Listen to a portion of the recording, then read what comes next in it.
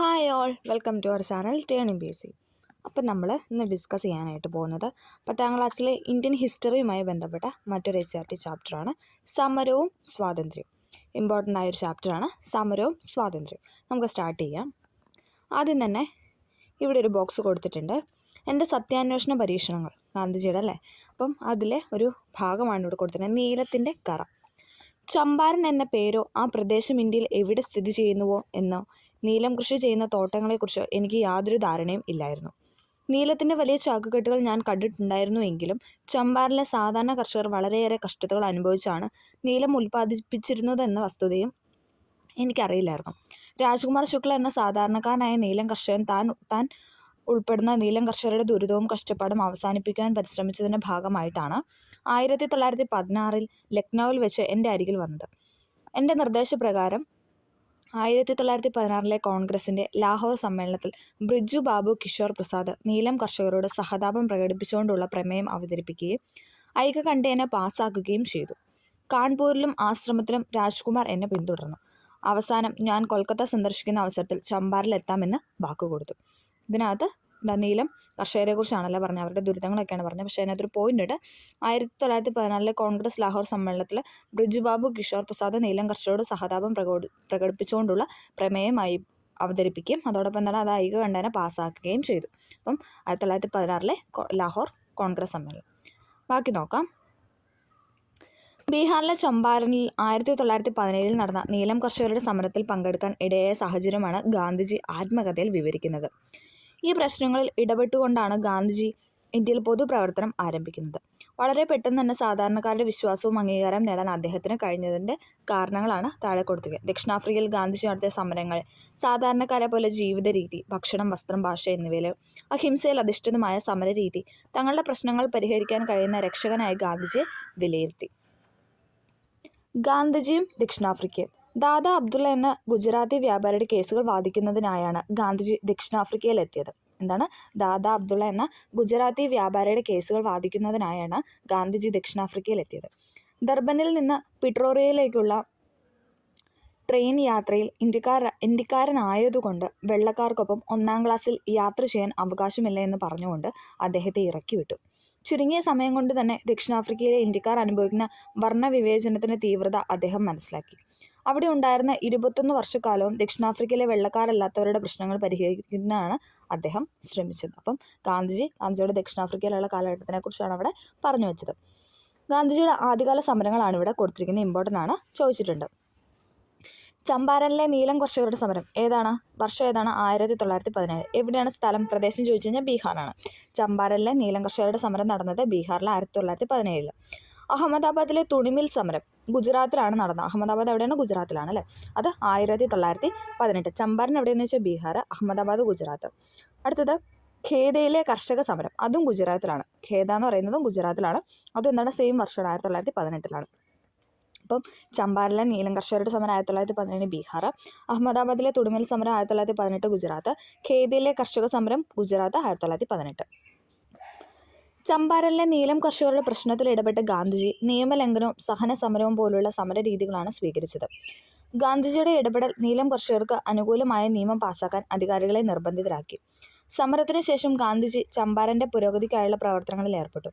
പ്രാഥമിക വിദ്യാലയങ്ങൾ ആരംഭിക്കുകയും ശുചീകരണ പ്രവർത്തനങ്ങളും വൈദ്യസഹായ പ്രവർത്തനങ്ങളും ഏറ്റെടുക്കുകയും ചെയ്തു. പ്ലേഗ് ബോണസിനെ ചൊല്ലിയുള്ള 1918 അഹമ്മദാബാദ് തുണിമിൽ സമരത്തിലും ചമ്പാരനിലെ സമര രീതികളാണ് അദ്ദേഹം സ്വീകരിച്ചത്. ഗാന്ധിജിയുടെ ഉപവാസത്തെ തുടർന്ന് അധികാരികൾ ശമ്പള വർധനവും സമ്മതിക്കുകയും സമരം അവസാനിപ്പിക്കുകയും ചെയ്തു. വരൾച്ചയും കൃഷിനാശവും മൂലം ദുരിതത്തിലായിരുന്ന ഗുജറാത്തിലെ ഖേദയിലെ കർഷകരിൽ നിന്ന് നികുതി പിരിക്കാൻ തീരുമാനിച്ച അധികാരികളുടെ നയത്തിനെതിരെ ഗാന്ധിജി നികുതി നിഷേധവും സത്യാഗ്രഹവും സമരായുധങ്ങളായി ഉപയോഗിച്ചു. അതിൻ്റെ ഫലമായി സർക്കാർ നികുതി ഇളവുകൾ നൽകാൻ തയ്യാറായി. സത്യാഗ്രഹത്തിലും അഹിംസയിലും അധിഷ്ഠിതമായ ആദ്യകാല സമരങ്ങൾ ഗാന്ധിജിയെ ജനസമൂഹത്തിനെ നേതാവാക്കി തീർത്തു. ഇവിടെ എന്താണ് പറഞ്ഞു വെച്ചത്? ചമ്പാരനിൽ തൊട്ടുള്ള ഓരോരോ സമരങ്ങളാണ്, അദ്ദേഹത്തിൻ്റെ ഓരോരോ സമരങ്ങളാണ്. പ്ലേഗ് ബോണസിനെ ചൊല്ലിയുള്ള 1918 അഹമ്മദാബാദ് തുണിമിൽ സമരത്തിലും പിന്നെ എന്താണ് അതേപോലെ ആ സമരത്തിൽ എന്താണ് ചമ്പാരനിലെ സമരരീതി തന്നെയാണ് ഗാന്ധിജി ആവിഷ്കരിച്ചത്. ഗാന്ധിജിയുടെ ഉപവാസത്തെ തുടർന്ന് അധികാരികൾ ശമ്പളവർധനം സമ്മതിക്കുകയും സമരം അവസാനിപ്പിക്കുകയും ചെയ്തു. പ്ലേഗ് ബോണസും 1917 അഹമ്മദാബാദിൽ പൊട്ടിപ്പുറപ്പെട്ട പ്ലേഗ് രോഗം അവിടുത്തെ ജനസംഖ്യയുടെ ഏതാണ്ട് 10% പേരെ കൊന്നൊടുക്കി. ഈ കാലയളവിൽ തൊഴിലാളികൾക്ക് അവരുടെ ശമ്പളത്തിന് 80% വരെ ബോണസായിട്ട് നൽകിയിരുന്നു. രോഗഭീതി മൂലം തൊഴിലാളികൾ തൊഴിൽ ഉപേക്ഷിച്ചു പോകാതിരിക്കാനായി ഏർപ്പെടുത്തിയ ഈ സംവിധാനം ഒന്നാം ലോക യുദ്ധം കൊണ്ടുണ്ടായ വിലക്കയറ്റത്തെ പ്രതിരോധിക്കാൻ തൊഴിലാളികൾക്ക് സഹായകമായി. രോഗഭീതി ഒഴിഞ്ഞതോടുകൂടി ഈ ആനുകൂല്യം നിർത്തലാക്കിയതാണ് തൊഴിലാളികളെ സമരത്തിന് പ്രേരിപ്പിച്ചത്. അപ്പോൾ ആ ഒരു സമരത്തിൻ്റെ കാര്യമാണ് അവിടെ പറഞ്ഞു വെച്ചത്. ഗാന്ധിജി ഇന്ത്യയിൽ നടത്തിയ ആദ്യകാല സമരങ്ങളുടെ ഫലങ്ങൾ എന്തെല്ലാമായിരുന്നു എന്നാണ് കൊടുത്തിരിക്കുന്നത്. ഗാന്ധിജിയുടെ സമരരീതിയും ആശയങ്ങളും സാധാരണക്കാരായ ജനങ്ങൾക്ക് പരിചയപ്പെടാൻ അവസരം ലഭിച്ചു. വിദ്യാസമ്പന്നരായ ആളുകൾക്കിടയിൽ മാത്രമായി ഒതുങ്ങി നിന്നിരുന്ന ദേശീയ പ്രസ്ഥാനത്തിലേക്ക് സാധാരണക്കാരായ ജനങ്ങളും ആകർഷിക്കപ്പെട്ടു. പട്ടണങ്ങളിൽ മാത്രം ഒതുങ്ങി നിന്നിരുന്ന ദേശീയ പ്രസ്ഥാനത്തിന് ഗ്രാമപ്രദേശങ്ങളിലും വേരോട്ടമുണ്ടായി. പട്ടണങ്ങളിൽ മാത്രമായിരുന്നു എന്തെന്ന് പറഞ്ഞാൽ ദേശീയ പ്രസ്ഥാനമൊക്കെ ഉണ്ടായിരുന്നത്. അത് പിന്നെ ഗ്രാമപ്രദേശത്തും കൂടെ വ്യാപിച്ചു. എല്ലാ വിഭാഗം ജനങ്ങൾക്കും സ്വീകാര്യനായ ദേശീയ നേതാവായിട്ട് ഗാന്ധിജി മാറി. ഗാന്ധിജി ചലച്ചിത്രത്തിൽ റിച്ചാർഡ് ആറ്റൻബറോ സംവിധാനം ചെയ്ത് 8 ഓസ്കാർ അവാർഡുകൾ നേടിയ ഗാന്ധി എന്ന ചലച്ചിത്രം ഇന്ത്യയുടെ സ്വാതന്ത്ര്യ സമര ചരിത്രത്തിലെ ഗാന്ധിയൻ കാലഘട്ടത്തിൻ്റെ ദൃശ്യാവിഷ്കാരമായിരുന്നു. റിച്ചാർഡ് ആറ്റൻബറോ സംവിധാനം ചെയ്ത് 8 ഓസ്കാർ അവാർഡ് നേടിയ ഗാന്ധി എന്ന ചലച്ചിത്രം ഇന്ത്യയുടെ സ്വാതന്ത്ര്യ സമര ചരിത്രത്തിലെ ഗാന്ധിയൻ കാലഘട്ടത്തിൻ്റെ ദൃശ്യാവിഷ്കാരമാണ്. ശ്യാം ബെനഗലിൻ്റെ മേക്കിംഗ് ഓഫ് മഹാത്മ ഗാന്ധിജിയുടെ ദക്ഷിണാഫ്രിക്കയിലെ ജീവിതാനുഭവങ്ങളാണ് ചിത്രീകരിക്കുന്നത്. അപ്പം മേക്കിംഗ് ഓഫ് ഇന്ത്യ എന്ന് പറഞ്ഞ സിനിമ ആരുടെയാണ്? ശ്യാം ബെനഗലിൻ്റെ. ഗാന്ധിജിയുടെ ദക്ഷിണാഫ്രിക്കയിലെ കാലഘട്ടമാണ് അതിൽ പറയുന്നത്. ഇതുകൂടാതെ നിരവധി ചലച്ചിത്രങ്ങളും ഡോക്യുമെൻ്ററികളും ഗാന്ധിജിയുമായി ബന്ധപ്പെട്ട് ഉണ്ടായിട്ടുണ്ട്. ദേശീയ സമരത്തിലേക്ക് ബ്രിട്ടീഷ് സർക്കാർ പാസ്സാക്കിയ റൗലറ്റ് നിയമത്തിനെതിരെ റൗലറ്റ് നിയമത്തിനെ ഗാന്ധിജി വിളിച്ചെന്നാണ് കരിനിയമം എന്നാണ്. ബ്രിട്ടീഷ് സർക്കാർ പാസ്സാക്കിയ റൗലറ്റ് നിയമത്തിനെതിരെ പ്രതിഷേധിച്ചുകൊണ്ടാണ് ഗാന്ധിജി ഇന്ത്യൻ ദേശീയ സമരത്തിലേക്ക് കടന്നത്. ദേശീയ സമരത്തിലേക്ക് ഗാന്ധിജി കടന്നതെന്ന് പറഞ്ഞു കഴിഞ്ഞാൽ ബ്രിട്ടീഷ് സർക്കാർ പാസ്സാക്കിയ റൗലറ്റ് നിയമത്തിന് എതിരെയാണ്. ഭീകരവാദ പ്രവർത്തനങ്ങൾ തടയാനാണെന്ന പേരിൽ പൗരാവകാശങ്ങൾക്ക് നിയന്ത്രണം ഏർപ്പെടുത്തിക്കൊണ്ട് 1919 ബ്രിട്ടീഷ് പാർലമെൻറ്റ് പാസ്സാക്കിയ നിയമമാണ് ഇതെന്ന് പറയുന്നത് റൗലറ്റ് ആക്ട് അഥവാ കരി നിയമം എന്ന് പറയുന്നത്.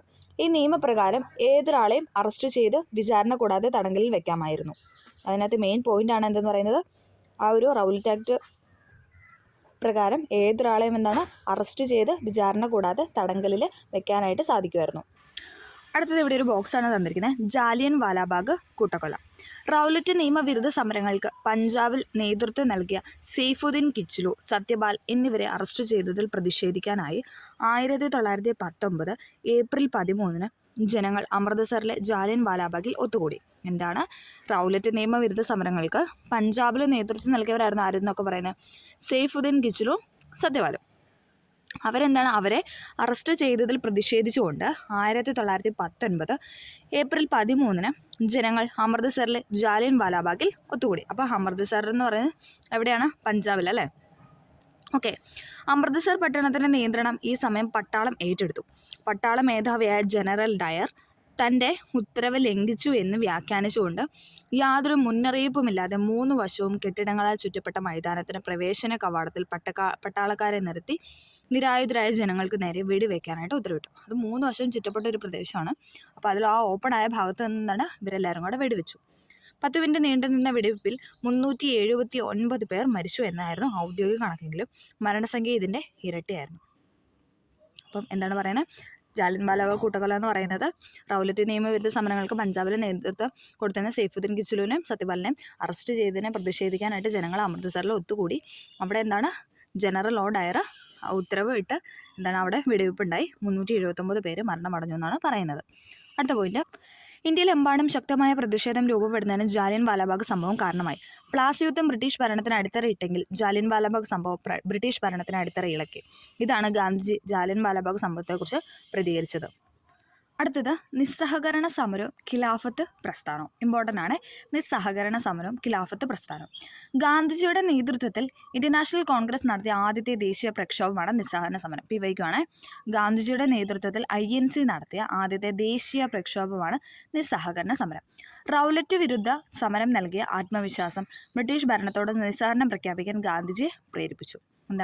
റൗലറ്റ് വിരുദ്ധ സമരം നൽകിയ ആത്മവിശ്വാസം ബ്രിട്ടീഷ് ഭരണത്തോട് നിസ്സഹകരണം പ്രഖ്യാപിക്കാൻ ഗാന്ധിജിയെ പ്രേരിപ്പിച്ചു. നിസ്സഹകരണത്തിൻ്റെ സവിശേഷതകൾ എന്തെല്ലാമായിരുന്നു എന്ന് പരിശോധിക്കാനാണ് പറഞ്ഞിരിക്കുന്നത്. ഇന്ത്യയിലെ ജനങ്ങൾ ഗാന്ധിജിയുടെ ആഹ്വാനം സ്വീകരിച്ചതിന് ചില ഉദാഹരണങ്ങളാണ് താഴെ കൊടുത്തിട്ട് നമുക്ക് നോക്കാം. അവധിയിലെ കർഷകർ നികുതി നൽകാൻ വിസമ്മതിച്ചു. അവധിയിലുള്ള കർഷകർ എന്തായാലും അവർ ബ്രിട്ടീഷുകാർക്ക് നികുതി നൽകാനായിട്ട് സമ്മതിച്ചില്ല. വടക്കൻ ആന്ധ്രയിലെ ഗിരിവർഗ്ഗക്കാർ വന നിയമം ലംഘിച്ച് വനത്തിനുള്ളിൽ പ്രവേശിക്കുകയും ഉൽപ്പന്നങ്ങൾ ശേഖരിക്കുകയും ചെയ്തു.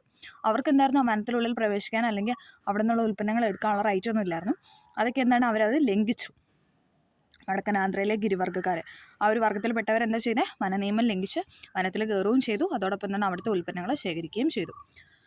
ഉത്തർപ്രദേശിലെ കർഷകർ കോളനി ഉദ്യോഗസ്ഥരുടെ ചുമടുകൾ എടുക്കാൻ വിസമ്മതിച്ചു. കോളനി ഉദ്യോഗസ്ഥന്മാരുടെ ചുമടുകൾ ആ ഒരു കെട്ടൊക്കെ എടുക്കാനായിട്ട് അവർ വിസമ്മതിച്ചു.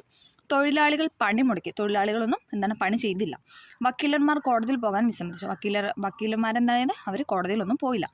വിദ്യാർത്ഥികൾ ബ്രിട്ടീഷ് സർക്കാരിൻ്റെ സ്കൂളുകളും കോളേജുകളും ഉപേക്ഷിച്ചു. അതായത് ബ്രിട്ടീഷ് സർക്കാരിൻ്റെ സ്കൂളുകളിലും കോളേജിലൊക്കെ പഠിക്കുന്ന വിദ്യാർത്ഥികൾ എന്ത് ചെയ്യുന്നത്, അവരുടെ ആ ഒരു എഡ്യൂക്കേഷൻ ഉപേക്ഷിച്ചു എന്നാണ് പറയുന്നത്.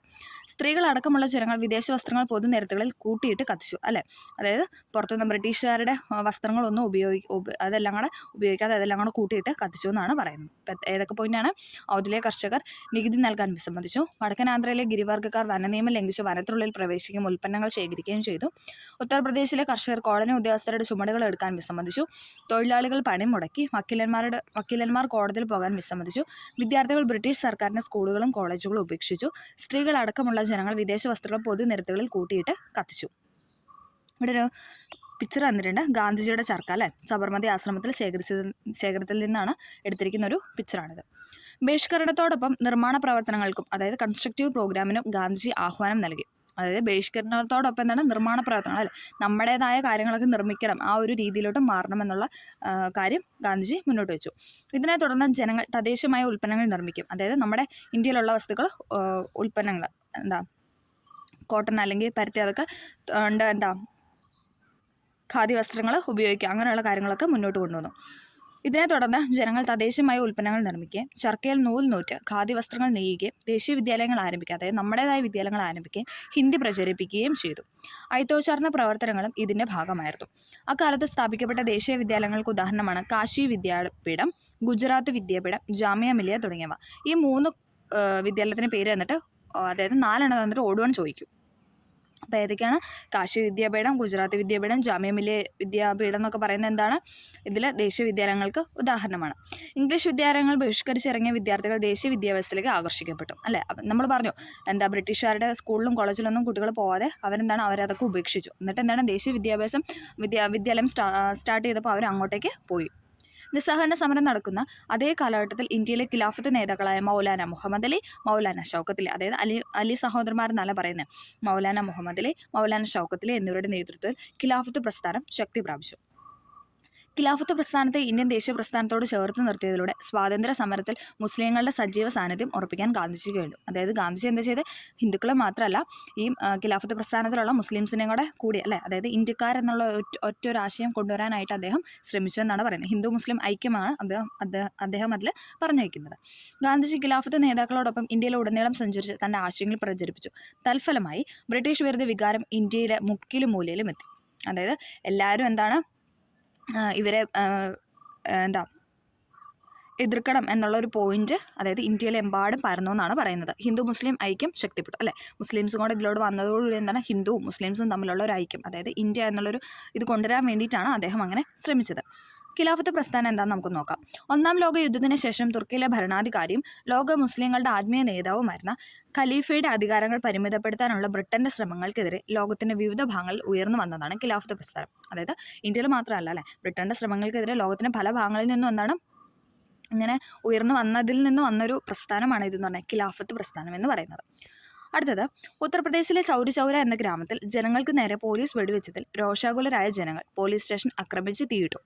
22 പോലീസുകാർ കൊല്ലപ്പെട്ട ഈ സംഭവം ഗാന്ധിജിയെ വേദനിപ്പിച്ചു. 1922 ഈ സംഭവം നടക്കുന്നത്. അപ്പോൾ നമുക്ക് കണക്ട് ചെയ്ത് വയ്ക്കാം. 1922 തന്നെ 22 പോലീസുകാരാണ് അവിടെ കൊല്ലപ്പെട്ടത്. അപ്പോൾ നമുക്ക് ആ വർഷത്തിൽ നിന്ന് അത് കണക്ട് ചെയ്യാം കേട്ടോ. ഉത്തർപ്രദേശിലെ ചൗരി ചൗര എന്ന ഗ്രാമത്തിൽ ജനങ്ങൾക്ക് നേരെ പോലീസ് വെടിവെച്ചതിൽ രോഷാകുലരായ ജനങ്ങൾ പോലീസ് സ്റ്റേഷൻ ആക്രമിച്ചു, തീയിട്ടു. 22 പോലീസുകാർ കൊല്ലപ്പെട്ട ഈ സംഭവം ഗാന്ധിജിയെ വേദനിപ്പിച്ചു. നിസ്സഹകരണ പ്രസ്ഥാനം നിർത്തിവെക്കാൻ ഗാന്ധിജി ആഹ്വാനം ചെയ്തു. അതായത് ചൗരി ചൗര പ്രസ്ഥാനത്തോടു കൂടിയാണ് ഗാന്ധിജി നിസ്സഹകരണ പ്രസ്ഥാനം അവസാനിപ്പിച്ചത്, അതായത് നിർത്തിവെക്കാനായിട്ട് തീരുമാനിച്ചത്. ഏതാണ്?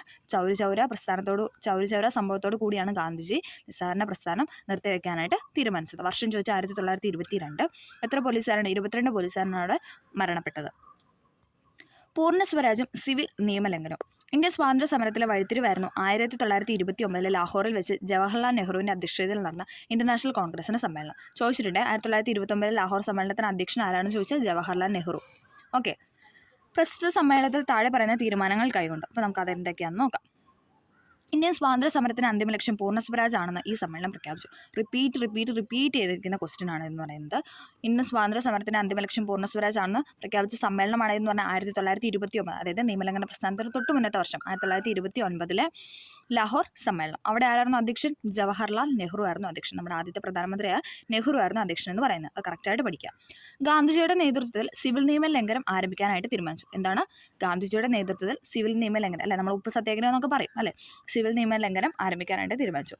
ബ്രിട്ടീഷുകാരുടെ ജനവിരുദ്ധമായ സിവിൽ നിയമ ലംഘനങ്ങളെ ലംഘിക്കുകയായിരുന്നു ഇതിന്റെ ലക്ഷ്യമെന്ന് പറയുന്നത്. എന്താണ്? ബ്രിട്ടീഷ് ജനവിരുദ്ധമായ, അതായത് ബ്രിട്ടീഷുകാരുടെ ഇവിടുത്തെ ഇന്ത്യയിലുള്ള ജനങ്ങളോടുള്ള വിരുദ്ധമായ നടപടികളൊക്കെ ലംഘിക്കുക എന്നതായിരുന്നു സിവിൽ നിയമ ലംഘന പ്രസ്ഥാനത്തിന്റെ ഉദ്ദേശം എന്ന് പറയുന്നത്. ഈ സമരത്തിന്റെ ഭാഗമായി ഗാന്ധിജി മുന്നോട്ട് വെച്ച ആവശ്യങ്ങളാണ് ചുവടെ നൽകിയിരിക്കുന്നത്. നോക്കിക്കേ, ഗാന്ധിജി മുന്നോട്ട് വെച്ച ആവശ്യങ്ങൾ നമുക്ക് നോക്കാം. ഉപ്പ് നികുതി എടുത്തു കളയുക. അല്ല, ആ സമയത്തൊക്കെ ഉപ്പിന് എന്തായിരുന്നു? ബ്രിട്ടീഷുകാരെ നികുതി ചുമത്തിയിരുന്നു. അപ്പോൾ ആ നികുതികളൊക്കെ എടുത്തു കളയുക. കൃഷിക്കാർക്ക് 50% നികുതി ഇളവ് നൽകുക. എന്താണ് രണ്ടാമത്തെ പോയിന്റ് എന്ന് പറഞ്ഞാൽ? കൃഷിക്കാർക്ക് 50% നികുതിയിൽ, അല്ലെ, അവർ കൊടുക്കുന്ന ടാക്സിൽ എന്താണ് ഇളവ് നൽകാനായിട്ട് പറഞ്ഞു. വിദേശ വസ്ത്രങ്ങളുടെ ഇറക്കുമതിക്ക് ചുമത്തുന്ന നികുതി വർദ്ധിപ്പിക്കുക. അതായത് നികുതി കൂട്ടുമ്പോൾ എന്താണ്? നമ്മളത് വാങ്ങത്തില്ല. അപ്പോൾ അതുകൊണ്ട് തന്നെ ആ വിദേശങ്ങളുടെ വസ്ത്രം, അതായത് വിദേശ വസ്ത്രങ്ങളുടെ ഇറക്കുമതിക്ക് ചുമത്തുന്ന നികുതി കൂട്ടാനാണ് പറയുന്നത്. രാഷ്ട്രീയ തടവുകാരെ വിട്ടയക്കുക. എപ്പോഴും, അല്ലെ, അവരെപ്പോഴും എന്താണ്, എന്തെങ്കിലും ഒരു സംഭവം വന്നു കഴിഞ്ഞാൽ അതിൽ മുന്നോട്ട് നിൽക്കുന്ന രാഷ്ട്രീയക്കാരെ അവർ തടവിൽ വെക്കുക എന്ന് പറയുന്ന ഒരു പതിവായിരുന്നു അല്ലേ. അപ്പോൾ അതൊക്കെ എന്താണ്? വിട്ടയക്കുക, രാഷ്ട്രീയ തടവുകാരെ വിട്ടയക്കുക.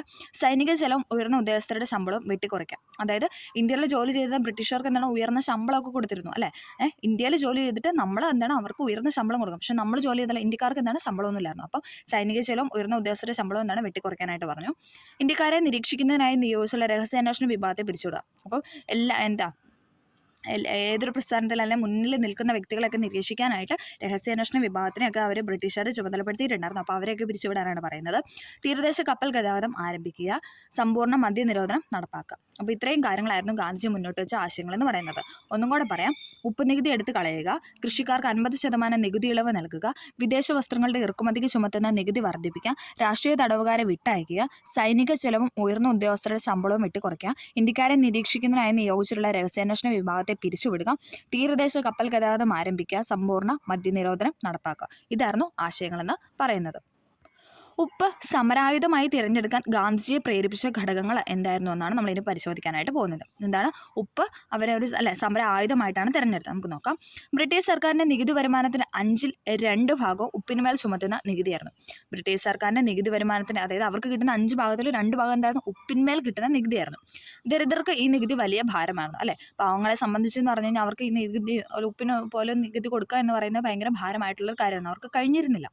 തദ്ദേശീയരായ ചെറുകിട ഉൽപ്പാദകർക്കുമേൽ ഉപ്പുണ്ടാക്കുന്നതിന് നിരോധനം ഏർപ്പെടുത്തി. ഉപ്പിന്റെ വില 3 മടങ്ങ് വർദ്ധിപ്പിച്ചു. വിലയും കൂട്ടി അതോടൊപ്പം അതിന്റെ ടാക്സും കൂടെ കൂട്ടിക്കഴിഞ്ഞാൽ സാധാരണക്കാർക്കൊന്നും അത് ചിന്തിക്കാൻ പറ്റില്ല. സാധാരണക്കാരെ ഉണർത്താൻ ഉതകുന്ന ഒരു മുദ്രാവാക്യമായിരുന്നു ഉപ്പ് നികുതി എടുത്തു കളയുക എന്നത്. അതായത് സാധാരണക്കാരെന്താണ് പറയുന്നത്? ഉപ്പ് നികുതി എടുത്തു കളയുക എന്നാണ് പറഞ്ഞു വെച്ചത്. ബ്രിട്ടീഷ് സർക്കാരിന്റെ നികുതി വരുമാനത്തിന് 2/5 ഭാഗവും ഉപ്പിനുമേൽ ചുമത്തുന്ന നികുതിയായിരുന്നു. ദരിദ്രർക്ക് ഈ നികുതി വലിയ ഭാരമായിരുന്നു. തദ്ദേശീയരായ ചെറുകിട ഉൽപ്പാദകർക്ക് മേൽ ഉപ്പുണ്ടാക്കുന്നതിന് നിരോധനം ഏർപ്പെടുത്തി. ഉപ്പിന്റെ വില 3 മടങ്ങ് വർദ്ധിച്ചു. സാധാരണക്കാരെ ഉണർത്താൻ ഉതകുന്ന ഒരു മുദ്രാവാക്യമായിരുന്നു ഉപ്പ് നികുതി എടുത്തു കളയുക. നിയമലംഘന സമരത്തിന് ശക്തി വിശദീകരിച്ചുകൊണ്ട് ഗാന്ധിജി പറഞ്ഞ വാക്കുകളാണ് ഇവിടെ കൊടുത്തിരിക്കുന്നത്. നമുക്കൊന്ന് നോക്കാം. BYK ചോദിച്ചിട്ടുണ്ട്. 7 ലക്ഷം ഗ്രാമങ്ങളിലെ 10 പേർ വീതം ഉപ്പ് കുറുക്കാൻ തുടങ്ങുകയാണെങ്കിൽ ഈ സർക്കാരിന് എന്ത് ചെയ്യാൻ കഴിയും? നിങ്ങൾക്ക് ഊഹിക്കാവുന്നതിൽ ഏറ്റവും നീചനായ സ്വേച്ഛാധിപതി പോലും സമാധാനപരമായി നിയമം ലംഘിക്കുന്ന ജനതയെ പീരങ്കി കൊണ്ട് നേരിടാൻ ഊറ്റം കണക്കാക്കിയില്ല. നിങ്ങൾ ഒരല്പം സ്വയം മാറാൻ തയ്യാറായാൽ നമുക്ക് ഈ സർക്കാരിനെ കുറഞ്ഞ സമയം കൊണ്ട് ക്ഷീണിപ്പിക്കാൻ കഴിയുമെന്ന് ഞാൻ നിങ്ങൾക്ക് ഉറപ്പ് നൽകുന്നു. ഇതാരാണ് പറഞ്ഞത്? ഗാന്ധിജി പറഞ്ഞു വെച്ച വാക്കുകളാണ്. ഓക്കെ, ഇനി നമ്മൾ വട്ടമേശ സമ്മേളനത്തിനെ കുറിച്ചാണ് പറയുന്നത്. ഇന്ത്യയിൽ നടപ്പിൽ വരുത്തേണ്ട ഭരണപരിഷ്കാരങ്ങളെക്കുറിച്ച് ചർച്ച ചെയ്യാനായി ബ്രിട്ടീഷ് ഗവൺമെൻറ് ലണ്ടനിലെ ജെയിംസ് പാലസിൽ 1930, 31, 32 എന്നീ വർഷങ്ങളിൽ 3 വട്ടമേശ സമ്മേളനങ്ങൾ വിളിച്ചു ചേർത്തു. എന്താണ്? ഇന്ത്യയിൽ നടപ്പിൽ വരുത്തേണ്ട ഭരണപരിഷ്കാരങ്ങളെക്കുറിച്ച് ചർച്ച ചെയ്യാനായിട്ട് എവിടെയാണ്? ബ്രിട്ടനിലാണ് കേട്ടോ, അതായത് ലണ്ടനിലാണ് ബ്രിട്ടീഷ് ഗവൺമെൻറ് ലണ്ടനിൽ ജെയിംസ് പാലസിൽ 1930, 31, 32 മാറിപ്പോയത് 30-നാണ് 0-ൽ സ്റ്റാർട്ട് ചെയ്യുന്ന ഓർത്താൽ മതി. കാരണം 31, 32, 33 ആണോ 30, 31, 32 ആണോ എല്ലാവർക്കും ഡൗട്ടുള്ള കാര്യമാണ്. ഇപ്പോൾ 0, 1, 2 എന്ന് ഓർക്കുക. 1930, 31, 32 എന്നീ വർഷങ്ങളിൽ 3 വട്ടമേശ സമ്മേളനം വിളിച്ചു ചേർത്തു. 2ാം വട്ടമേശ സമ്മേളനത്തിൽ ഇന്ത്യൻ നാഷണൽ കോൺഗ്രസിനെ പ്രതിനിധീകരിച്ച് ആരാണ് ചെന്നത്? ഗാന്ധിജിയാണ് പങ്കെടുത്തത് കേട്ടോ. 2ാം വട്ടമേശ സമ്മേളനത്തിൽ INC പ്രതിനിധീകരിച്ച് എത്തിയ വ്യക്തിയാണ് ആരെന്ന് പറയുന്നത്? ഗാന്ധിജി. ഓക്കെ. ഗാന്ധിജിയുടെ ആഹ്വാനം ഏറ്റെടുത്ത ജനങ്ങൾ ഇന്ത്യയുടെ വിവിധ ഭാഗങ്ങളിൽ ഉപ്പുകുറുക്കി നിയമലംഘനത്തിൽ പങ്കാളികളായി. കേരളത്തിൽ പയ്യന്നൂർ, തമിഴ്നാട്ടിൽ വേദാരണ്യം, മഹാരാഷ്ട്രയിൽ ബോംബെ, ബംഗാളിൽ നവഖാലി, വടക്കു പടിഞ്ഞാറൻ അതിർത്തി പ്രദേശം തുടങ്ങിയ നിയമലംഘന സമരത്തിന് പ്രധാന കേന്ദ്രങ്ങളായി. ഏതൊക്കെയാണ്? കേരളത്തിൽ എവിടെയായിരുന്നു? കേരളത്തിലെ പയ്യന്നൂർ. എപ്പോഴും ചോദിക്കുന്നതാണല്ലേ. കേരളത്തിലെ പയ്യന്നൂർ. തമിഴ്നാട്ടിൽ എവിടെയായിരുന്നു? വേദാരണ്യം. മഹാരാഷ്ട്രയിൽ ബോംബെ ആയിരുന്നു. ബംഗാളിൽ നവഖാലി എന്ന സ്ഥലത്ത് വടക്ക് പടിഞ്ഞാറൻ അതിർത്തി പ്രദേശം തുടങ്ങിയ നിയമലംഘന സംഘത്തിന് പ്രധാന കേന്ദ്രങ്ങളായി. ഇവിടങ്ങളിൽ സമര വോളണ്ടിയർമാർ ഉപ്പുണ്ടാക്കി ജനങ്ങൾക്ക് വിതരണം ചെയ്യുകയും ദേശീയ പതാക ഉയർത്തുകയും ബ്രിട്ടീഷ് വിരുദ്ധ മുദ്രാവാക്യം വിളിക്കുകയും ചെയ്തു. ഗുജറാത്തിലെ ധരാസന ഉപ്പ് നിർമ്മാണശാലയിലേക്ക് സരോജിനി നായിഡുവിന്റെ നേതൃത്വത്തിൽ പുറപ്പെട്ട സത്യാഗ്രഹികളെ വളരെ നിഷ്ഠൂരമായ രീതിയിൽ ബ്രിട്ടീഷ് പോലീസ് നേരിട്ടു. ഉപ്പ് സത്യാഗ്രഹത്തെ തുടർന്ന് ബ്രിട്ടീഷ് ഗവൺമെന്റ് ഗാന്ധിജിയെ അറസ്റ്റ് ചെയ്യുകയും സമരം ക്രൂരമായി അടിച്ചമർത്തുകയും ചെയ്തു. എന്താണ് ലാസ്റ്റ് ഉണ്ടായത്? ഉപ്പ് സത്യാഗ്രഹത്തെ തുടർന്ന് ബ്രിട്ടീഷ് ഗവൺമെന്റ് ഗാന്ധിജി എന്താണ് അറസ്റ്റ് ചെയ്തു. അതിനുശേഷം എന്താണ് സമരം ക്രൂരമായി അടിച്ചമർത്തുകയും ചെയ്തു. ബ്രിട്ടീഷുകാർ ഇന്ത്യ വിടുക. നോക്കിക്കേ, ഇതാ ഒരു മന്ത്രം, ഒരു കൊച്ചു മന്ത്രം ഞാൻ നിങ്ങൾക്ക് തരുന്നു. നിങ്ങളുടെ ഓരോ ശ്വാസവും അതിന് ആവിഷ്കാരം നൽകണം. പ്രവർത്തിക്കുക അല്ലെങ്കിൽ മരിക്കുക. റിപ്പീറ്റഡ് ക്വസ്റ്റ്യൻ അല്ലേ. പ്രവർത്തിക്കുക അല്ലെങ്കിൽ മരിക്കുക. ഇത് ആര് പറഞ്ഞാണ്? ഗാന്ധിജി പറഞ്ഞാണ്. ഏത് സമയത്താണെന്നൊക്കെ ചോദിച്ചിട്ടുണ്ടല്ലേ. നാം ഒന്നെങ്കിൽ ഇന്ത്യയെ സ്വതന്ത്രമാക്കും, അല്ലെങ്കിൽ ആ ശ്രമത്തിൽ മരിക്കും. നാം നമ്മുടെ അടിമത്തം തുടരുന്നത് കാണാൻ ജീവിച്ചിരിക്കുകയില്ല. ഗാന്ധിജി പറഞ്ഞ വാക്കുകളാണ്. 1942 ഓഗസ്റ്റ് 8 ബോംബെയിൽ ചേർന്ന കോൺഗ്രസ് സമ്മേളനത്തിൽ ഗാന്ധിജി ജനങ്ങളോട് പറഞ്ഞ വാക്കുകളാണ്. ആ സമയത്ത് എന്താണ്? ക്വിറ്റ് ഇന്ത്യ പ്രക്ഷോഭം നടക്കുകയാണ് അല്ലേ. 1942 എന്ന് പറയുമ്പോൾ തന്നെ നമുക്ക് ക്വിറ്റ് ഇന്ത്യ ഓർത്തോണം കേട്ടോ. 1942 ഓഗസ്റ്റ് 8 ബോംബെയിൽ ചേർന്ന കോൺഗ്രസ് സമ്മേളനത്തിൽ ഗാന്ധിജി ജനങ്ങളോട് പറഞ്ഞ വാക്കുകളാണ് നമ്മളിപ്പോൾ പറഞ്ഞത്. ഇന്ത്യൻ നാഷണൽ കോൺഗ്രസ് ഗാന്ധിജിയുടെ നേതൃത്വത്തിൽ നടത്തിയ അവസാനത്തെ ബഹുജന സമരമായിരുന്നു ക്വിറ്റ് ഇന്ത്യ സമരം. നമ്മൾ ആദ്യം പറഞ്ഞു, ആദ്യത്തെ നിസ്സഹകരണമായിരുന്നു അല്ലേ. ആദ്യം INCയുടെ നേതൃത്വത്തിൽ ഗാന്ധിജി നടത്തിയ ആദ്യത്തെ സത്യാഗ്രഹമായിരുന്നു ഇതെന്ന് പറയുന്നത്, സമരമായിരുന്നു ഇതെന്ന് പറയുന്നത് നിസ്സഹകരണ സമരം. ലാസ്റ്റത്തെ ഏതാണ്? ഏറ്റവും അവസാനമായിട്ട് നടന്നതാണ് ക്വിറ്റ് ഇന്ത്യ സമരം. സിവിൽ നിയമന ലംഘനം സമരം പോലെ തന്നെ ജനകീയമായ മറ്റൊരു സമരമായിരുന്നു ക്വിറ്റ് ഇന്ത്യ സമരം. അതായത് ഉപ്പ് സമരം പോലെ തന്നെ എന്താണ്, അതുപോലെ തന്നെ ജനകീയമായ മറ്റൊരു സമരമായിരുന്നു ഇതെന്നാണ് ക്വിറ്റ് ഇന്ത്യ സമരം എന്ന് പറയുന്നത്. എല്ലാ അധികാരങ്ങളും ഇന്ത്യക്ക് കൈമാറി ഇന്ത്യ വിടാൻ ബ്രിട്ടീഷുകാരെ നിർബന്ധിക്കുന്ന അഹിംസയിലൂന്നിയ ഒരു സമരമായിരുന്നു ഇതിലൂടെ ഇന്ത്യൻ നാഷണൽ കോൺഗ്രസ് വിഭാവനം ചെയ്തത്. ക്വിറ്റ് ഇന്ത്യ സമരത്തിന് കാരണമായ ചില ഘടകങ്ങളാണ് കൊടുത്തിരിക്കുന്നത്. നമുക്ക് നോക്കാം. ഇന്ത്യയിൽ ഭരണഘടനാ പരിഷ്കാരങ്ങൾ നടപ്പിലാക്കാൻ ബ്രിട്ടൻ കാണിച്ച വൈമനസ്യം. അതായത് ഇന്ത്യയിലെ ഭരണഘടനാ പരിഷ്കാരങ്ങളൊന്നും നടപ്പാക്കാനായിട്ട് ബ്രിട്ടനൊന്നും മനസ്സ് വെച്ചിരുന്നില്ല.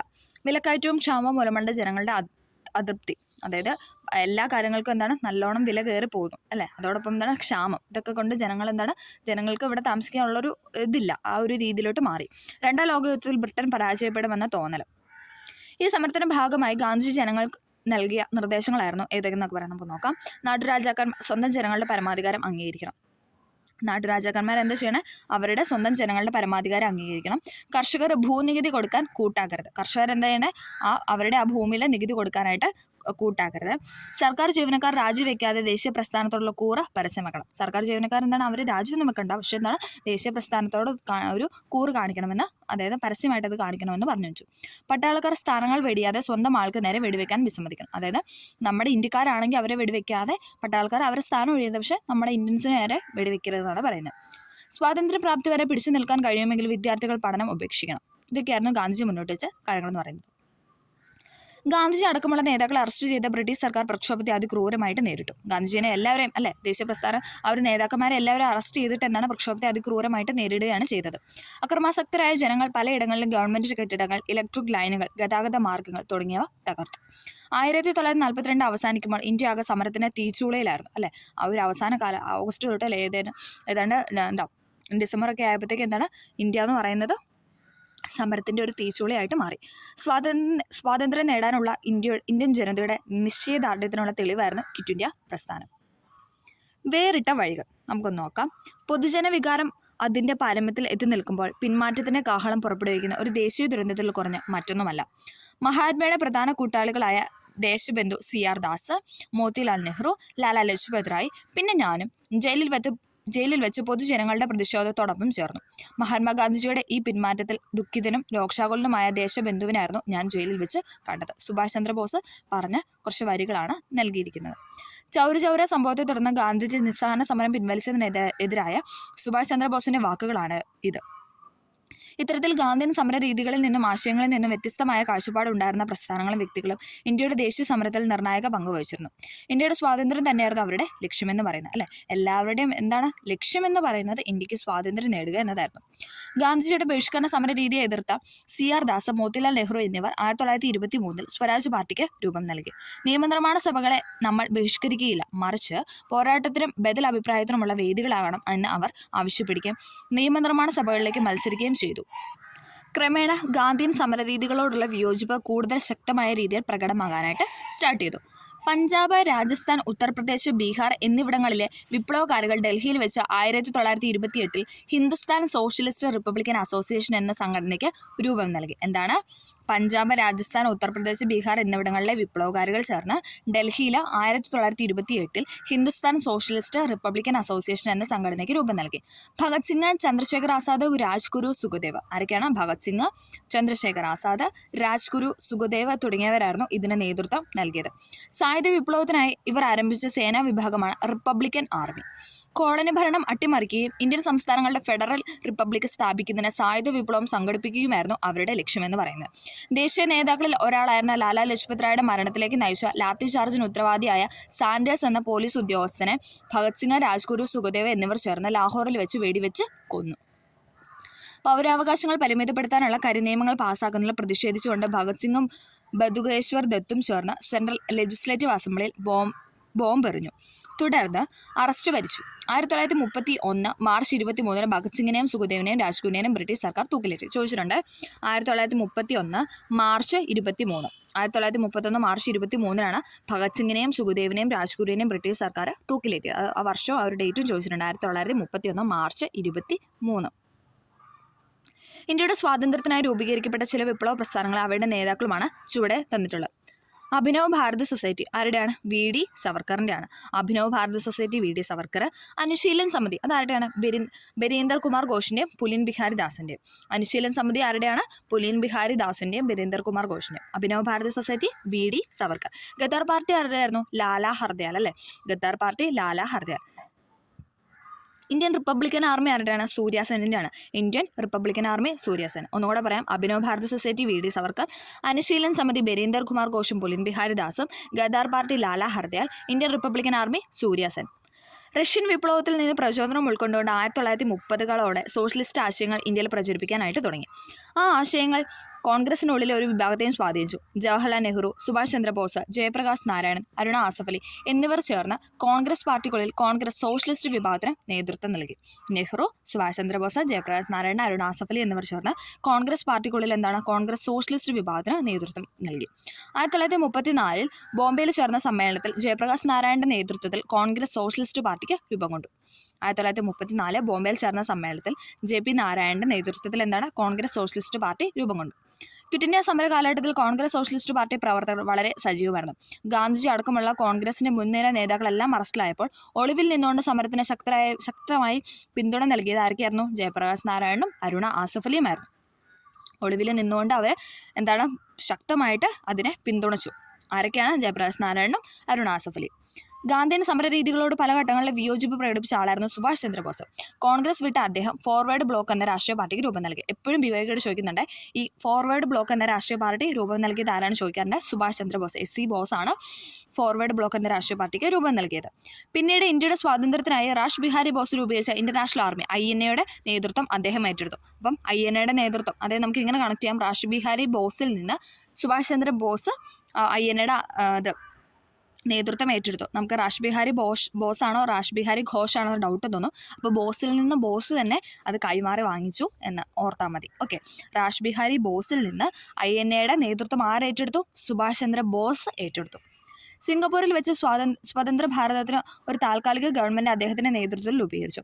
ബ്രിട്ടീഷുകാരെ ഇന്ത്യൻ മണ്ണിൽ നിന്ന് തൂത്തെറിയാനുള്ള സമരം നടത്തുക എന്നതായിരുന്നു താൽക്കാലിക ഗവൺമെൻറ്റിൻ്റെ പ്രധാന ചുമതല. ഇൻ്റർനാഷണൽ ആർമിയുടെ വനിതാ വിഭാഗമായി ഝാൻസി റാണി റെജിമെൻറ്റ് രൂപീകരിച്ചു. ഇതിൻ്റെ ചുമതല മലയാളിയായ ക്യാപ്റ്റൻ ലക്ഷ്മിക്കായിരുന്നു. അപ്പം ഝാൻസി റാണി റെജിമെൻറ്റിൻ്റെ ചുമതല ആർക്കായിരുന്നു എന്ന് ചോദിച്ചാൽ മലയാളിയായ ക്യാപ്റ്റൻ ലക്ഷ്മിക്കായിരുന്നു. PYക്കുവാണ്. ഝാൻസി റാണി റെജിമെൻറ്റിൻ്റെ ക്യാപ്റ്റൻ ആരെന്ന് പറഞ്ഞ ചുമതല ഏറ്റെടുത്ത വ്യക്തിയാണ് ആരെന്ന് പറയുന്നത് മലയാളിയായ ക്യാപ്റ്റൻ ലക്ഷ്മി. ജപ്പാന്റെ സഹായത്തോടെ സുഭാഷ് ചന്ദ്രബോസിന്റെ നേതൃത്വത്തിലുള്ള ഇന്റർനാഷണൽ ആർമിയുടെ വടക്കു കിഴക്കൻ അതിർത്തി വരെ എത്തുകയും ഇംഫാലിൽ ദേശീയ പതാക ഉയർത്തുകയും ചെയ്തു. നമ്മൾ അടുത്ത് പറയാനായിട്ട് വാഞ്ചി അയ്യരെ പറ്റിയാണ്. നമുക്ക് നോക്കാം. ഇന്ത്യൻ സ്വാതന്ത്ര്യ സമരത്തിലെ ദക്ഷിണേന്ത്യയിൽ ആദ്യത്തെ രക്തസാക്ഷിയാണ് Vanchi Iyer. Repeated question. Indian സ്വാതന്ത്ര്യ സമരത്തിലെ ദക്ഷിണേന്ത്യയിലെ ആദ്യത്തെ രക്തസാക്ഷിയാണ് വാഞ്ചി അയ്യർ. ജനകീയ പ്രക്ഷോഭങ്ങൾ നിഷ്ഠൂരമായി അടിച്ചമർത്തിയിരുന്ന തിരുനെൽവേലി ജില്ലാ കളക്ടറായിരുന്ന റോബർട്ട് വില്യം ഡെസ്കോട്ട് ആഷയെ 1911 ജൂലൈ 17 തമിഴ്നാട്ടിലെ മനിയാച്ചി റെയിൽവേ സ്റ്റേഷനിൽ വെച്ച് വെടിവെച്ച് കൊന്നു. എന്താ ഉണ്ടായേ? ജനകീയ പ്രക്ഷോഭങ്ങൾ നിഷ്ഠൂരമായി അടിച്ചമർത്തിയിരുന്ന തിരുനെൽവേലി ജില്ലാ കളക്ടറായിരുന്ന റോബർട്ട് വില്യം ഡെസ്കോട്ട് ആഷയെ 1911 ജൂലൈ 17 തമിഴ്നാട്ടിലെ മനിയാച്ചി റെയിൽവേ സ്റ്റേഷനിൽ വെച്ച് വെടിവെച്ച് കൊന്നു. ബ്രിട്ടീഷുകാർക്ക് പിടികൊടുക്കാതെ ആ പ്ലാറ്റ്ഫോമിൽ തന്നെ അദ്ദേഹം ആത്മഹത്യ ചെയ്തു. നല്ല മനസ്സിനല്ലേ? അദ്ദേഹം ബ്രിട്ടീഷുകാർക്ക് പിടികൊടുത്തില്ല, അദ്ദേഹം തന്നെ സ്വയം മരിച്ചു അല്ലേ, ആത്മഹത്യ ചെയ്തു എന്ന് പറയാം. വാഞ്ചി അയ്യരുടെ പ്രവൃത്തിയെപ്പറ്റി മാഡം ഭിക്കാജി കാമ തൻ്റെ വന്ദേമാതരം പ്രസിദ്ധീകരണത്തിൽ ഇങ്ങനെ എഴുതി. അപ്പോൾ വന്ദേമാതരം എന്ന പ്രസിദ്ധീകരണം ആണെന്ന് ചോദിച്ചാൽ നമുക്കൊരു പോയിന്റ് കിട്ടി. എന്താണ്? മാഡം ഭിക്കാജി കാമ. വാഞ്ചി ഉതിർത്ത വെടിയുണ്ടകൾ നൂറ്റാണ്ടുകളായ ഇടമത്തത്തിലായിരുന്ന ഒരു രാജ്യത്തെ ഗാഠനിദ്രയിൽ നിന്നും ഉണർത്തി അല്ലേ, ഉറങ്ങിക്കൊണ്ടിരുന്ന ഒരു രാജ്യത്തെ ഉണർത്തി എന്നാണ് പറയുന്നത്. വാഞ്ചി അയ്യർ ഉതിർത്ത വെടിയുണ്ടകൾ. ഓക്കെ, ഇങ്ങനെ അഭിപ്രായപ്പെട്ടാരാണ്? മാഡം ഭിക്കാജി കാമ. അത് ഏത് പ്രസിദ്ധീകരണത്തിലാണെന്ന് ചോദിച്ചാൽ വന്ദേമാതരം. തൊഴിലാളി കർഷക പ്രസ്ഥാനങ്ങൾ. നമ്മൾ അടുത്ത് പറയാനായിട്ട് പോകുന്നത് തൊഴിലാളി കർഷക പ്രസ്ഥാനമാണ്. റഷ്യൻ വിപ്ലവത്തെ തുടർന്ന് സോഷ്യലിസ്റ്റ് ആശയങ്ങളുടെ സ്വാധീനം ഇന്ത്യയിൽ തൊഴിലാളി പ്രസ്ഥാനങ്ങൾ രൂപീകരിക്കുന്നതിനിടയാക്കി. ആദ്യകാലത്ത് ഇന്ത്യയിൽ രൂപീകരിക്കപ്പെട്ട തൊഴിലാളി സംഘടനകളാണ് Ahmedabad Textile Association, Madras Labour Union ഇത് രണ്ടും. ഏതൊക്കെയാണ്? Ahmedabad Textile Association, Madras Labour Union. 1920 NM Joshi, Lala Lajpat Rai എന്നിവർ മുൻകൈ എടുത്ത അഖിലേന്ത്യാ ട്രേഡ് യൂണിയൻ അഥവാ AITUC ഇപ്പോഴും ഉണ്ടല്ലോ, അത് നമ്മൾ കേൾക്കാറുണ്ടല്ലേ. AITUC ഏതാണ്? അഖിലേന്ത്യാ ട്രേഡ് യൂണിയൻ കോൺഗ്രസ് രൂപീകരിച്ചു. ഈ സംഘടനയുടെ 3 പ്രധാന ലക്ഷ്യങ്ങളായിരുന്നു തൊഴിലാളി വർഗ്ഗമെന്ന നിലയിൽ സംഘടിക്കുകയും പ്രവർത്തിക്കുകയും ചെയ്ത. എന്താണ്? തൊഴിലാളി വർഗ്ഗമെന്ന നിലയിൽ അവർ സംഘടിക്കുകയും അതോടൊപ്പം പ്രവർത്തിക്കുകയും ചെയ്യുക. ഇന്ത്യൻ തൊഴിലാളി വർഗ്ഗം രാജ്യത്തിന് പുറത്തുള്ള തൊഴിലാളി വർഗ്ഗവുമായി ചേർന്ന് പ്രവർത്തിക്കുക. സ്വാതന്ത്ര്യത്തിന് വേണ്ടിയുള്ള പോരാട്ടത്തിൽ സജീവമായി പങ്കുവഹിക്കുക. ബ്രിട്ടീഷുകാരുടെ നികുതി നയങ്ങളും സെമീന്ദർമാരുടെ ചൂഷണവും കാർഷിക ഉൽപ്പന്നങ്ങൾക്കുണ്ടായ വിലയിടിവും കർഷകരുടെ ഇടയിൽ കൂട്ടായ്മയുടെ ആവശ്യകത ബോധ്യപ്പെടുത്തി. ഇത് കർഷക പ്രസ്ഥാനങ്ങളുടെ രൂപീകരണത്തിന് കാരണമായി. NG രംഗ അടക്കമുള്ള കർഷക നേതാക്കളുടെ ശ്രമഫലമായി ലാഹോറിൽ വെച്ച് അഖിലേന്ത്യാ കിസാൻ കോൺഗ്രസ് സ്ഥാപിതമായി. പിൽക്കാലത്ത് ഇത് അഖിലേന്ത്യാ കിസാൻ സഭ എന്ന പേര് സ്വീകരിച്ചു. ബോംബെയിലെ അഖിലേന്ത്യാ കിസാൻ സമിതി സമ്മേളനത്തിൽ വെച്ച് കർഷകരുടെ ആവശ്യങ്ങൾ ഉൾക്കൊള്ളിച്ചുകൊണ്ട് ഒരു കിസാൻ മാനിഫെസ്റ്റോയ്ക്ക് രൂപം നൽകി. ഇതിൽ ഉൾപ്പെടുത്തിയിരുന്ന ചില ആവശ്യങ്ങളായിരുന്നു കൊടുത്തിരിക്കുന്നത്. നമുക്ക് നോക്കാം. ഭൂനികുതിയും പാട്ടവും 50% കുറയ്ക്കുക, കടങ്ങൾ മരവിപ്പിക്കുക, ഫ്യൂഡൽ നികുതികൾ റദ്ദാക്കുക, കർഷക തൊഴിലാളികൾക്ക് മിനിമം വേതനം ഉറപ്പാക്കുക, കർഷക യൂണിയനുകളെ അംഗീകരിക്കുക. ഇതൊക്കെയായിരുന്നു എന്ന് പറയുന്നത് അതിനകത്ത് ഉൾപ്പെടുത്തിയിരുന്ന ആവശ്യമെന്ന് പറയുന്നത്. കർഷകരുടെയും തൊഴിലാളികളുടെയും ഒത്തുചേരലും പ്രതിഷേധവും ഇന്ത്യൻ ദേശീയ പ്രസ്ഥാനത്തിന് ഉണർവേകി. ബ്രിട്ടീഷുകാരുടെ സാമ്രാജ്യത്തിന് നയങ്ങളെയും ഇന്ത്യയിൽ നിലനിന്ന ഫ്യൂഡൽ വ്യവസ്ഥയും ഒരുപോലെ എതിർത്ത തൊഴിലാളികളുടെയും കർഷകരുടെയും നിലപാടുകൾ ഇന്ത്യയുടെ വിവിധ സ്ഥലങ്ങളിൽ കലാപങ്ങൾക്കും സമരങ്ങൾക്കും വഴിതെളിച്ചു. അങ്ങനെയുള്ള കുറച്ച് സമരങ്ങളും അത് നടന്ന സ്ഥലങ്ങളുമാണ് ഇവിടെ ബോക്സിൽ കൊടുത്തിരിക്കുന്നത്. നമുക്ക് നോക്കാം. തേഭാഗ സമരം, ബംഗാൾ. ഇമ്പോർട്ടൻ്റ് ആണ്, ചോദിച്ചിട്ടുണ്ട്. തേഭാഗ സമരം എവിടെയാണെന്ന് പറഞ്ഞാൽ ബംഗാളിലാണ്. തെലങ്കാന സമരം എവിടെയാണ്? നമുക്ക് കണക്ട് ചെയ്യില്ല, അത് ആന്ധ്രാപ്രദേശിലാണ്. തെലങ്കാന സമരം ആന്ധ്രാപ്രദേശ്. നാവിക കലാപം അത് ബോംബെയിലാണ് കേട്ടോ. തേഭാഗ സമരം ബംഗാൾ, തെലങ്കാന സമരം ആന്ധ്രാപ്രദേശ്, നാവിക കലാപം ബോംബെ. തേഭാഗ സമരം ബംഗാൾ, തെലങ്കാന സമരം ആന്ധ്രാപ്രദേശ്, നാവിക കലാപം ബോംബെ. അടുത്തത് ഇവിടെ ഒരു ഹെഡിങ് സ്വാതന്ത്ര്യത്തിലേക്കാണ്. നമുക്ക് നോക്കാം.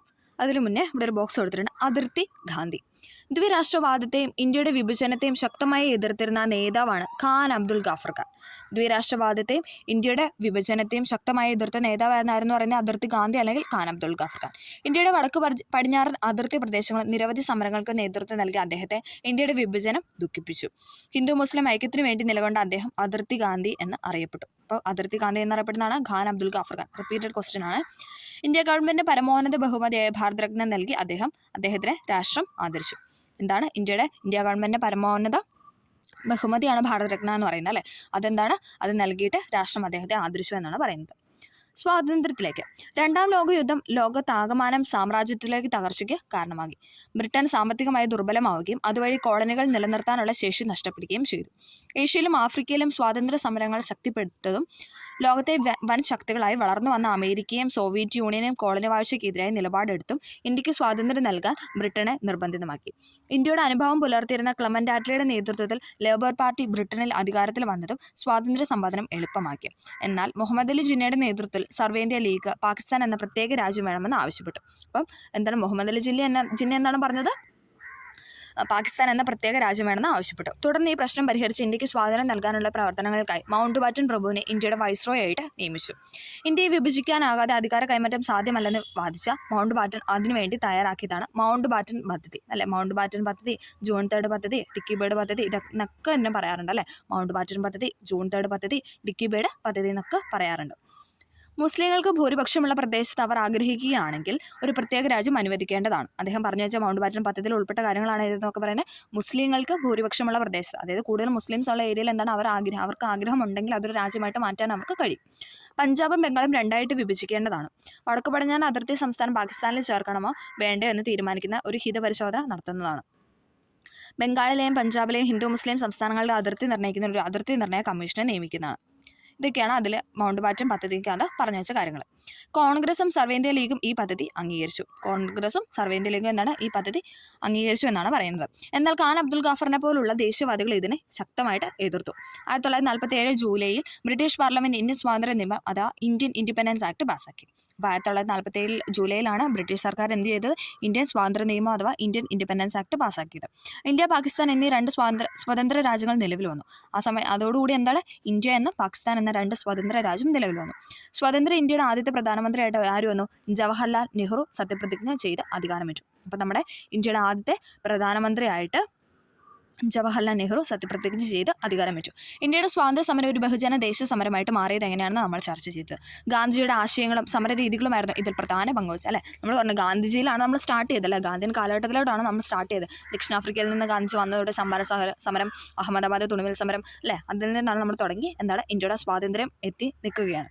ഗാന്ധിയൻ രീതിയിൽ നിന്ന് വ്യത്യസ്തമായ സമരമാർഗ്ഗങ്ങൾക്കും ഈ കാലഘട്ടം സാക്ഷ്യം വെച്ചു അല്ലേ. ഗാന്ധിജിയുടെ സമരങ്ങൾ മാത്രമല്ല, അല്ലാതെ പല രീതിയിലുള്ള പലരിൽ നിന്നുള്ള പല വ്യത്യസ്തങ്ങളായ സമരമാർഗ്ഗങ്ങളും ഇതിൽ ഉണ്ടായിരുന്നു. ഇത്തരത്തിലുള്ള വ്യത്യസ്ത താരങ്ങളോട് ശക്തി പ്രാപിച്ച ദേശീയ പ്രസ്ഥാനത്തിന്റെ ഫലമായിരുന്നു 1947 ഓഗസ്റ്റ് 15 ഇന്ത്യക്ക് ലഭിച്ച സ്വാതന്ത്ര്യം എന്ന് പറയുന്നത് അല്ലേ. 1947 ഓഗസ്റ്റ് 15 എന്താണ്? ഇന്ത്യ സ്വതന്ത്ര ഒരു രാജ്യമായിട്ട് മാറി. ഓക്കെ, നമുക്ക് അഭിമാനിക്കാം അല്ലേ. അപ്പോൾ ഇത്രയും കാര്യങ്ങളാണ് നമ്മൾ ഈ ചാപ്റ്ററിൽ നമ്മൾ ഡിസ്കസ് ചെയ്തത്. എന്തൊക്കെയാണ്? സമരവും സ്വാതന്ത്ര്യം അല്ലേ. നമ്മൾ സമരത്തിൽ നിന്നാണ് സ്റ്റാർട്ട് ചെയ്തത്, സ്വാതന്ത്ര്യത്തിൽ നമ്മൾ എത്തി നിന്നു അല്ലേ. സമരത്തിൽ തുടങ്ങി സ്വാതന്ത്ര്യത്തിൽ നമ്മൾ എത്തി നിന്നു. പ്രാദേശിക സമരങ്ങൾ പറഞ്ഞു, ദേശീയ സമരങ്ങൾ പറഞ്ഞു, വേറിട്ട വഴികൾ അല്ലേ. പല രീതിയിലുള്ള വഴികളിൽ നിന്നാണ് നമ്മൾ സ്വാതന്ത്ര്യം എന്ന കാര്യം നേടി എടുത്തത്. ചമ്പാരനിലെ നീലം കർഷക സമരം, അഹമ്മദാബാദ് തുണിമിൽ സമരം, ഖേദ സമരം, ഇതൊക്കെയായിരുന്നു പ്രാദേശിക സമരങ്ങൾ അല്ലേ. ഒരു പ്രദേശത്ത് മാത്രമായിട്ട് നിന്ന സമരങ്ങൾ. ഇനി ദേശീയ സമരങ്ങൾ ഏതൊക്കെയായിരുന്നു? നിസ്സഹകരണ സമരം, സിവിൽ നിയമലംഘന സമരം, ക്വിറ്റ് ഇന്ത്യ സമരം, ഇതൊക്കെ ദേശീയ സമരങ്ങളായിരുന്നു.